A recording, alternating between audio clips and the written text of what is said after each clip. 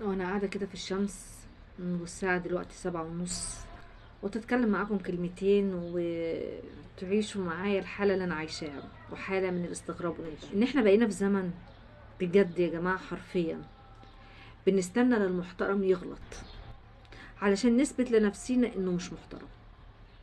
شوفوا وصل الحال في الناس لفين، بيصطادوا الغلط لكل انسان قدامهم لمجرد يقنعوا نفسيهم انه مش كويس. فراغ في المجتمع حقيقي جاب المرض، وبقينا نشوف ناس عاملة بالظبط زي البرفان المتقلد او العطر المقلد، ريحته جميلة بس ما بتدومش وما بتقعدش طويل. وبرضه ما نقدرش نخفي انه في ناس كالأوطان فراقهم غربة، وبعض الناس فراقهم كالممات موجع، وفي ناس سبحان الله فراقهم كالأمراض راحة. وخليك مقتنع ان البرتقانة مهما ضغطت عليها مش هيطلع منها غير العصير. علشان كده خليك مقتنع برضو ان الانسان مهما ضغطت عليه مش هيطلع منه غير تربيته واصله.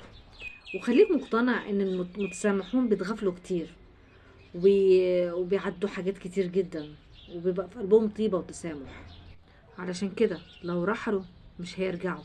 نصيحة لوجه الله تعالى، لو عندك صديق متسامح وقلبه أبيض احتفظ بيه علشان مش هيتعوض. احنا بقينا في زمن الناس الكويسة رحلت والطيبة رحلوا، والناس الخبيثة كتروا، والحسد ملأ قلوب الناس، واللي أكتر منه الاستكتار. ربنا يعافينا وإياكم.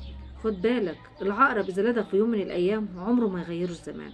علشان كده اوعى تتوقع من العقرب يبقى حمامة سلام. بالأمس عبرة واليوم خبرة، وغدا تصحيح أخطاء ومسار. وهي دي حال الدنيا، نعيش ونتعلم. السلام عليكم.